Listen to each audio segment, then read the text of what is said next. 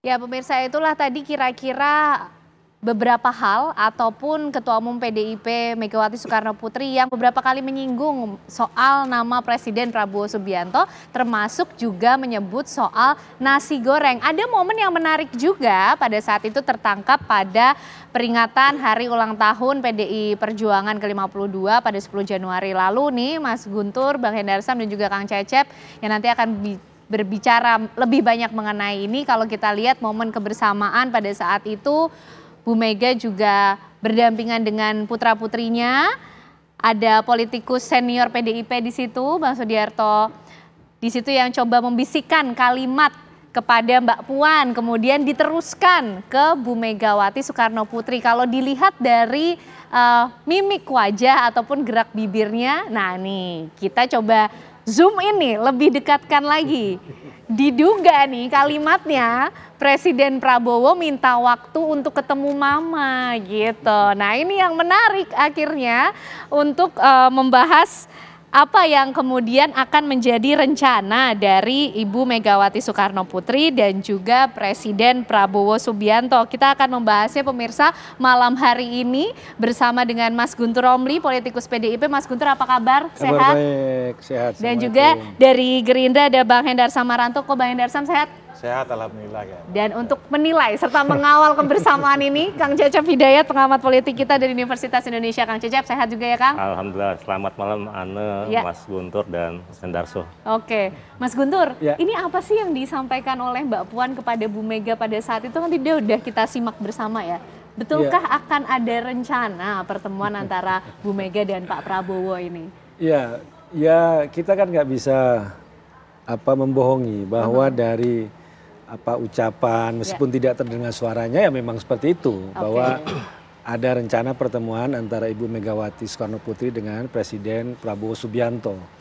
Karena kan waktu ini kan sebelum pidato yang diucapkan, dan ketika dalam pidato kan Ibu Mega juga mengafirmasi, mengucapkan terima kasih dengan penuh haru ya pada Presiden Prabowo itu atas tindak lanjut dari pencabutan TAP MPRS nomor 33 tahun 1967 yang isinya itu kan tuduhan yang sangat kejam kepada Bung Karno, dituduh pengkhianatan, kemudian keterlibatan dengan 30 SPKI.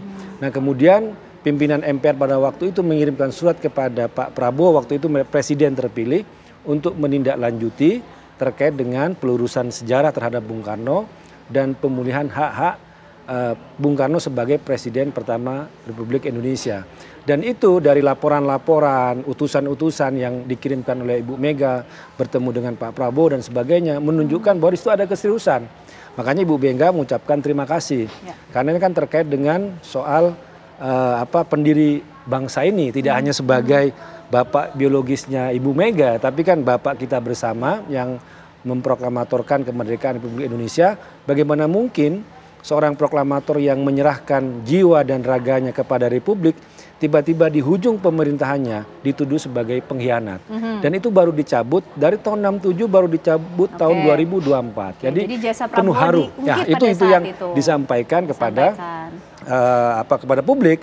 Terima kasih. Nah, alangkah baiknya memang terima kasih. Kemudian juga kami dengar dari senior-senior kami, Kongres nanti pada bulan April atau bulan Mei nanti ditentukan, Presiden Prabowo akan diundang sebagai presiden dan sebagai Ketua Umum Gerakan Indonesia Raya, Ketua Umum Gerindra. Sudah pasti akan diundang berarti ya? Udah pasti diundang. Nah, biar bertemu, ucapkan terima kasih, mengirimkan surat undangan secara langsung ya. Ini yang sekarang direncanakan pertemuan antara kedua tokoh ini. Akan ada pertemuan sebelumnya untuk mengantarkan undangan ke Presiden Prabowo akan hadir di Kongres atau nanti ketemunya pertemuan di Kongres? Ini yang sedang kami rencanakan ya, senior-senior kami yang sedang rencanakan. Kalau boleh ngutip dari Mas Ahmad Basara juga menyampaikan bahwa ini tinggal nunggu waktu dan soal tempat. Karena bagaimanapun kan Presiden Prabowo Subianto adalah orang yang sekarang sangat fokus bagaimana menyelesaikan program-program yang berpihak kepada masyarakat Indonesia. Tentu saja jadwal dan lain sebagainya pastilah sangat padat, dan disitulah rencana untuk pertemuan ini sedang dibahas. Itu kita coba bedah satu persatu sinyalnya ya. Ini karena ada beberapa sinyal nih Bang Hendarsam juga. Betulkah Pak Prabowo ini sudah meminta waktu loh? Kapan Bu Mega punya waktu untuk ketemu gitu? Ya, jadi kan gini, Pak Prabowo itu spirit dan ritual yang biasa dia beliau lakukan itu adalah memang selalu ingin berkomunikasi dengan setiap tokoh-tokoh bangsa. Itu bukan hanya dilakukan pada saat ini saja, ya dilakukan sebelum Pilpres dan pasca Pilpres. Ya, kalau kita bisa mencatat contoh ya kan, di periode sebelum Pilpres dilakukan, kan ada kandidat-kandidat cawapres yang katanya akan dicalon bersanding dengan beliau atau gimana kan seperti itu. Dan kemudian beliau datangi kan satu persatu tokoh-tokoh bangsa. Itu merupakan kebiasaan beliau, ritual beliau, bahwa beliau memang tidak melihat posisi beliau lebih tinggi dari orang lain, tapi dia respect dan dia Semua mencoba. dirangkul. Semua ingin dirangkul, ya. Setidak-tidaknya komunikasi dan silaturahmi itu akan tetap terjalin. Nah, itu beliau lakukan. Dan khusus untuk Bu Mega, karena beliau merupakan salah satu tokoh sentral di Republik ini, tentunya merupakan suatu kewajiban bagi beliau untuk bertemu dan melakukan komunikasi kebangsaan dengan Bu Mega, kan seperti itu. Jadi memang itu merupakan standar dari Pak Prabowo yang selama ini beliau jalankan selama ini. Nah, yang kedua yang berikutnya juga bahwa memang untuk Pak Prabowo dengan dengan Bu Mega memang tidak ada halangan yang berarti, karena ada dua aspek yang bisa kita lihat, yaitu aspek historisnya. Hubungan emosional antara Bu Mega dengan Pak Prabowo ini sudah terjalin cukup lama, dan tanpa satu kali pun secara pribadi mereka mempunyai masalah pribadi, ya. Jadi tidak ada sama sekali itu. Memang ini kakak adik lah, kurang lebih seperti itu ya. Jadi nggak ada sama sekali ya. Kalau perbedaan pandangan, perbedaan tentang masalah pilihan politik itu hal yang berbeda. Nah, secara historis itu sama sekali tidak ada, no issue tentang masalah itu. Kedua juga tentang masalah ideologi. Kadang-kadang juga ya kita nggak bisa pungkiri kita dekat secara pribadi ya, tapi secara ideologi belum tentu dekat. Nah, Partai Gerindra dengan PDIP ini mempunyai banyak kesamaan ideologi. Satu partai nasionalis, ya kan?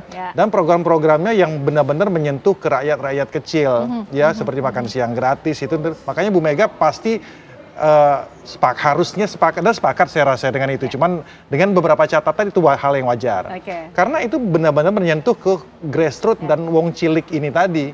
Kan itu merupakan salah satu indikasi dan parameter yang bisa kita lihat. Jadi ada satu vision nih ya. Ya dari dua aspek itu ya memang nggak ada halangan bagi kedua tokoh bangsa ini untuk kemudian nanti bertemu. Tapi apakah pertemuan itu bisa terjadi? Karena ini kan isu tentang masalah pertemuan ini udah berapa kali dilakukan, beberapa kali muncul. Dari sebelum Pilpres, kemudian pada saat dilantik, ya seperti gitu. itu. Tapi kita tidak melihatnya juga bisa seperti itu. Bahwa sebuah pertemuan itu harus yang dilihat itu kan esensi dan hasil daripada pertemuan tersebut sebenarnya. Jadi bukan sekedar dikasih panggung, ya seremonial, gini-gini, habis itu selesai nggak ada apa-apa, ya kan? Tapi yang kita inginkan sebenarnya kan esensi daripada pertemuan tersebut itu apa? Nah, esensinya itu apa? Apakah dalam tanda kutip kita sama-sama bagaimana ke depannya bisa membangun bangsa ini dalam posisinya masing-masing, ya itu kan menjadi satu hal yang jauh lebih penting menurut saya. Dan Bu Mega juga sudah menyampaikan tentang masalah itu.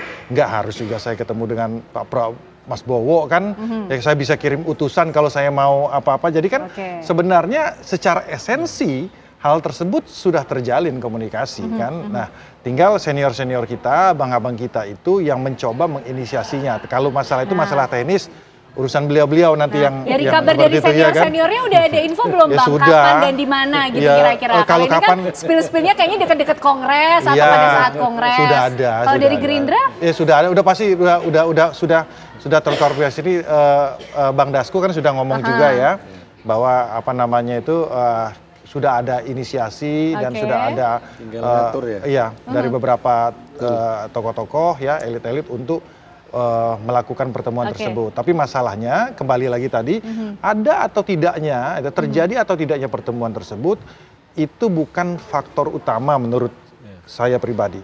Tapi bagaimana kita spiritnya itu sama dulu gitu loh. Makanya kemudian ya kan Mas Ahmad Basarah, ya kan, Mas Arya Bima juga sempat sudah menyampaikan, kalaupun kami akan ada di luar kekuasaan, ya kan, kami akan memberikan suatu kritik yang konstruktif. Oke. Nah, ya kan, Baik.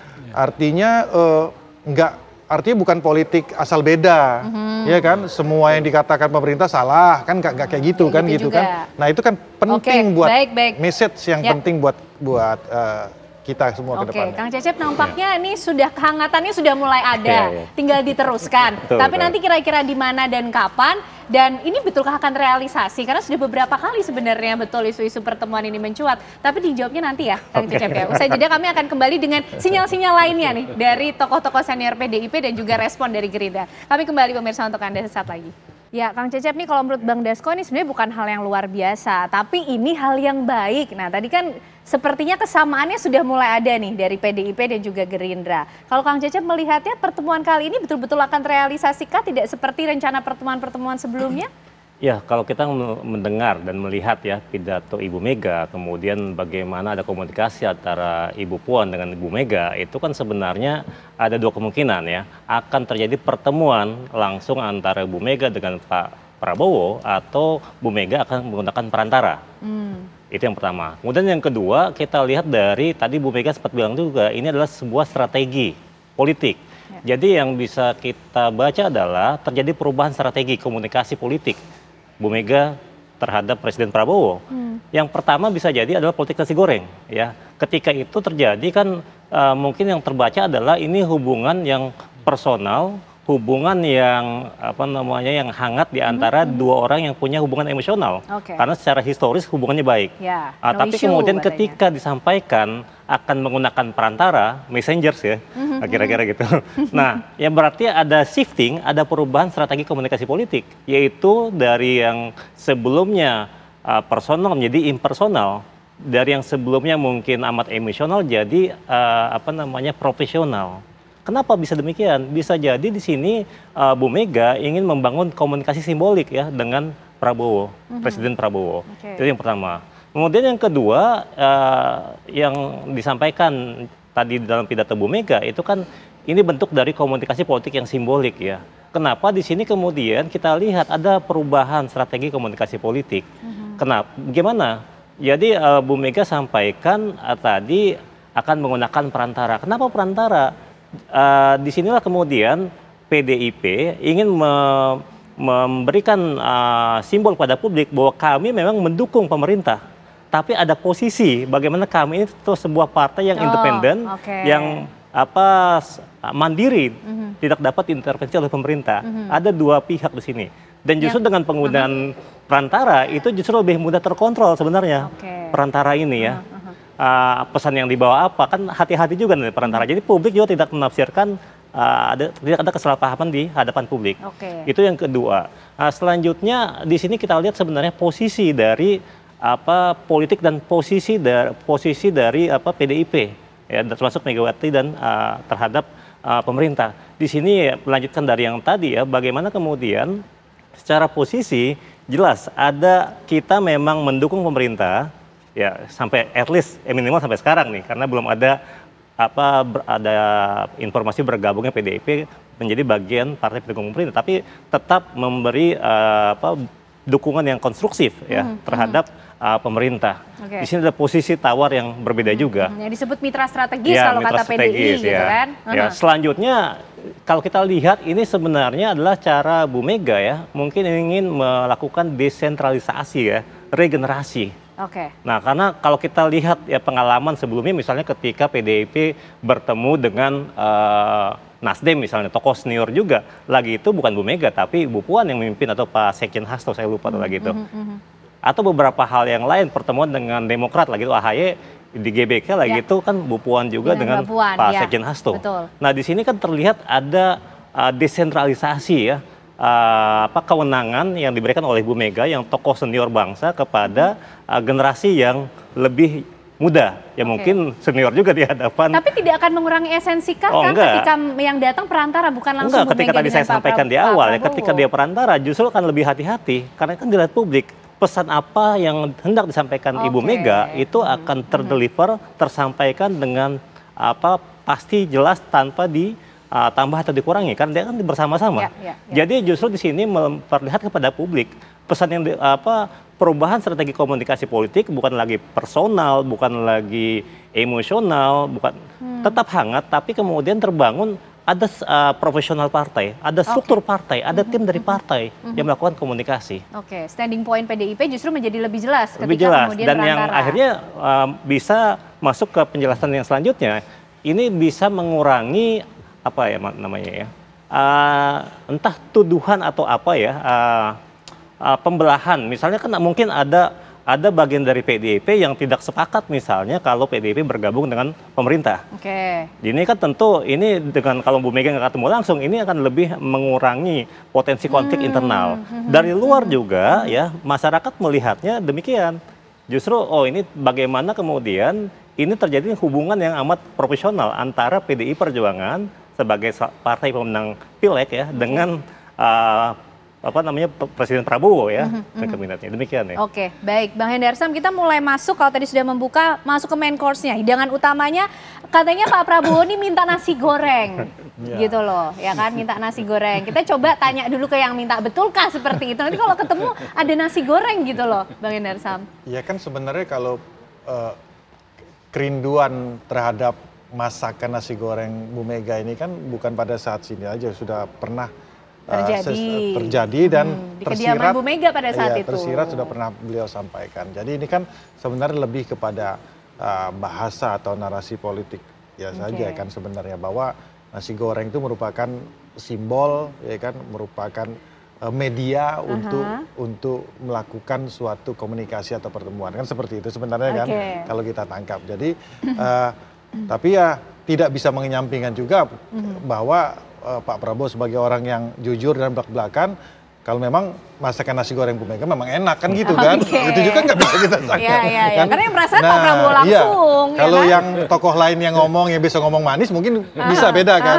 Cuma ketika seorang Prabowo ngomong itu masakan itu enak dan dimerindukan, berarti memang enak. Kan seperti itu. Jadi ada dua faktor tadi memang esensi daripada pertemuan tersebut melalui media nasi goreng tersebut, ya kan, dan juga bahwa memang nasi gorengnya juga enak kan gitu. Baik. Mas Guntur udah pernah nyicipin nasi gorengnya Bu Mega belum? Sayangnya belum. Soalnya sepertinya Pak Presiden Prabowo rindu sekali dengan nasi goreng buatan Bu Mega ini loh. Ini akan menjadi hidangan utama kah nanti pada saat pertemuan? Ya semoga Mbak. Semoga Ibu Mega akan memasak nasi goreng untuk Presiden Prabowo. Ya ini kan mungkin ya gini ya, ini kan menarik karena kan posisi PDI Perjuangan sampai saat ini kan memang berada di luar pemerintahan. Kemudian ada rencana pertemuan dengan Presiden Prabowo. Di situ kan kemudian muncul banyak pertanyaan, apakah PDI Perjuangan akan masuk dalam pemerintahan itu. Nah, yang sering disampaikan oleh Ibu Megawati Soekarno Putri bahwa dalam sistem tata negara kita kan tidak ada istilah oposisi dan koalisi. Ya. Dan menurut Ibu Mega ya berada di dalam atau di luar pemerintahan. Nah itu ditegaskan juga oleh Mas Ahmad Basara bahwa PDI Perjuangan meskipun berada di luar pemerintahan tapi siap membantu kemudian bekerja sama dengan pemerintahan Pak Prabowo tanpa harus mengirimkan kader atau anggota PDI Perjuangan dalam kabinet, ya kan? Nah ini kan baru-baru setelah Pas Ultah disampaikan oleh Mas Ahmad Basara. Kemudian juga di luarnya PDI Perjuangan dari pemerintahan Pak Prabowo itu tidak sama dengan ketika PDI Perjuangan berada di luar pemerintahan Pak SBY. Tidak sama dalam arti ya kalau zaman Pak SBY kan sangat kritis, asal beda, apa program pemerintah itu anti itu kan. Nah zaman Pak Prabowo memang berbeda. Kenapa? Ya itu tadi disampaikan bahwa ada sudah chemistry. Pernah berpasangan 2009 Mega Pro, kemudian secara historis dan ideologis ada pertemuan. Jadi nggak mungkin Ibu Mega memperlakukan pemerintahan Prabowo seperti pemerintahan SBY. Karena hubungan yang sangat personal, ikatan-ikatan sejarah dan ideologi itu. Karena itu ya, tapi kalau terkait misalnya soal, kan menurut saya ini kan sudah bagus ya. Meskipun kami nggak berada di dalam pemerintahan, tidak istilahnya meminta jatah kekuasaan, tapi PDI Perjuangan siap membantu dan bekerja sama. Karena bagaimana, kalau istilahnya Mas Pramono Anung itu kan sebagai mitra strategis. Itu kan istilahnya Mas Pram itu. Jadi bagaimanapun kan DPR, ketuanya masih kader PDI Perjuangan, Mbak Puan, ketua banggarnya juga kader PDI Perjuangan, Pak Said Abdullah, dan selama ini juga kita kan kerjasama. Apa yang bahkan sebelum Pak Prabowo dilantik, itu kan sudah mempersiapkan anggaran, budget untuk program-program prioritas Pak Prabowo, termasuk juga makan bergizi gratis. Itu kan ketua banggarnya adalah orang PDI Perjuangan. Jadi ini menunjukkan bahwa kerjasama atau sebagai mitra strategis meskipun tidak masuk dalam pemerintahan itu sudah terjalin. Jadi, nah kalau terkait misalnya pertanyaan yang sering ya, apakah ketika ada pertemuan antara Ibu Megawati dengan Presiden Prabowo itu sinyal untuk masuk dalam pemerintahan? Nah, biasanya kalau untuk kebijakan strategis bergabung atau tetap di luar itu biasanya diputuskan dalam Kongres. Yang paling penting kan pertemuan dua tokoh ini untuk memang seperti disampaikan Ibu Mega bahwa nggak benar kalau menganggap saya dengan Pak Prabowo itu bermusuhan. Kemudian ya. Jadi valid ya kalau no issue secara pribadi antara Bu Mega dan Pak Prabowo. Itu tidak ada. Tapi yang paling penting adalah meskipun posisi PDI Perjuangan saat ini masih berada di luar pemerintahan Pak Prabowo, tapi siap bekerja sama, siap membantu program-program yang pro dengan rakyat. Apakah kemudian yang dimaksud mitra strategis ini seperti juga yang coba dinarasikan oleh Mbak Puan Maharani lewat video yang diunggah di Instagram pribadinya nih, Mas Guntur? Ini memperlihatkan antara Mbak Puan dan juga Presiden Prabowo yang begitu dekat, berdampingan untuk kesatuan Republik Indonesia. Itukah juga yang menunjukkan, Kang Cecep, bahwa PDIP tadi statementnya, standing point-nya menjadi mitra strategis Prabowo meskipun di luar pemerintahan. Tapi ditahan dulu lagi Kang Cecep ya, sesaat lagi pemirsa kami hadirkan ulasannya untuk Anda. Baik, kita akan kembali membahas mengenai undangan santap nasi goreng ini, Kang Cecep. Betulkah akan terjadi mengulang kembali sejarah, bring back the good old memory lah ya, ini memori yang baik dengan media nasi goreng itu, Kang Cecep? Ya, Kak, gini ya, jadi kan pertemuan dua tokoh bangsa ya, Presiden ke-5 dan Presiden ke-8 nih. Ini selalu dinantikan sejak sebelum pilpresnya, pasca pilpres, sebelum pelantikan, setelah pelantikan sampai sekarang. Harapan saya sebenarnya ya kedua tokoh bangsa benar-benar dapat bertemu sebenarnya. Kenapa? Ini untuk menunjukkan pada publik ada komunikasi ya. Memang sebelumnya nggak ada persoalan kan baik dari Bu Mega atau dari Pak Prabowo sebenarnya. Keduanya punya hubungan yang baik, hubungan personal yang baik, dan itu ketika ditampilkan pada publik, ini juga bisa menjadi hal yang baik yang bisa diterima publik ya. Itu saya kira yang pertama. Kemudian yang kedua,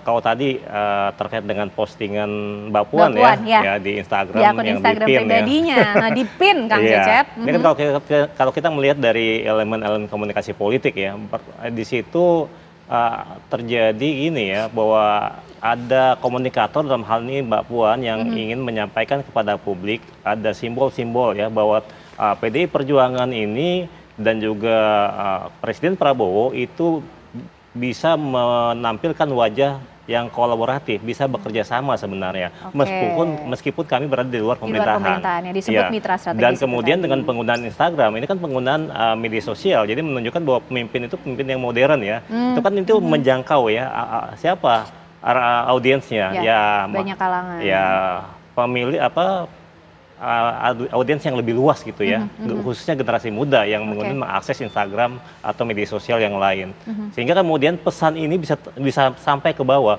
bisa sampai ke generasi muda bahwa ternyata memang dua tokoh bangsa atau dua kekuatan besar, yaitu kekuatan yang sekarang tidak berada di dalam pemerintahan dan pemerintah itu sebenarnya baik-baik saja. Itu yang kedua. Yang ketiga sebenarnya ini yang mungkin bisa juga ya dikulik perlu ditelisik lebih lanjut sebenarnya ya. Kita tahu ya bagaimana Presiden Prabowo ini kan dekat dengan Presiden ke-7 ya. Bagaimana kemudian Presiden ke-5-nya ini ketika ingin membangun komunikasi, ini justru menunjukkan pada publik bahwa Presiden ke-8 ini bisa merangkul semua kekuatan politik sebenarnya. Jadi kekuatan politik baik itu Presiden ke-5 maupun Presiden ke-6, Presiden ke-7 itu bisa dirangkul oleh Presiden ke-8. Meskipun sebenarnya pernah dekat semua loh ya Kang Cecep ya. Jadi harapannya ini bisa membangun kondisi yang baik buat bangsa ini. Meskipun ya saya kira tetap ya ketika Bu Mega tadi menyampaikan ingin mengirim perantara itu ada kesan menunjukkan bahwa PDIP tetap berada di luar pemerintahan. Dan saya kira ini tetap bagus untuk demokrasi. Kenapa? Dalam kekuasaan itu perlu diawasi, perlu di check and balance juga. Perlu diseimbangkan, diawasi, dan PDI Perjuangan itu bisa menjadi salah satu aktor yang penting ya selain masyarakat sipil dalam mengawasi kekuasaan pada masa Presiden Prabowo ini. Mas Guntur memaknai apa yang diunggah oleh Mbak Puan ini sampai dipin supaya tidak terlewat dengan postingan yang lainnya yang terbaru ini berarti penting loh nampaknya untuk juga diketahui oleh publik. Nah juga kita penasaran sebenarnya selama ini menjadi halangan pertemuan antara Bu Mega dan Pak Prabowo apa sih, bukan masalah kemudian Sekjen PDI kemarin kan atau apa Mas Guntur? Enggak. Sebenarnya kalau ditanya apa halangan, menurut saya itu mungkin terkait dengan perbedaan politik Pilpres 2024 yang di situ masih ada hambatan psikologis dalam arti satu sisi Ibu Megawati Soekarno Putri itu harus menjaga perasaan pendukungnya Ganjar Mahfud, pemilih PDI Perjuangan. Kan tidak bisa dalam katakanlah kontestasi Pilpres yang lumayan serius tiba-tiba langsung bertemu berahli misalnya itu kan harus dijaga. Nah kalau juga meskipun juga kita lihat dilematis juga kadang kalau ketemu nanti anggapannya seperti itu atau dianggap mencari jabatan, menawarkan diri, kita kan harus berhati-hati. Netizen kan sangat kejam. Semua diawasi itu. ya. Nah, cuma kalaupun nggak ketemu akhirnya dianggap bahwa itu sakit hati, belum move on. Tapi menurut saya halangan tidak bertemu mungkin persoalan hambatan psikologis, apalagi kemarin waktu pilkada ya kan juga disinggung waktu HUT itu pidatonya Ibu.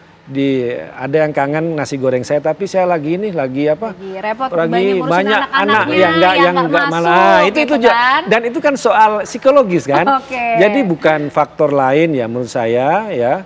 Dan juga apalagi kan seperti disampaikan oleh Mas Cecep tadi ya sebagai PDI Perjuangan di luar untuk kekuatan penyeimbang itu kan hasil Rakernas bulan Mei tahun 2024 itu kan juga direkomendasikan kepada Ibu Ketua Umum. Makanya kita sampaikan kalau soal posisi PDI Perjuangan apakah masih berada di luar, itu meskipun mungkin terjadi akan pertemuan antara Ibu Megawati dengan Presiden Prabowo, menurut saya ya mungkin posisi itu tidak akan berubah.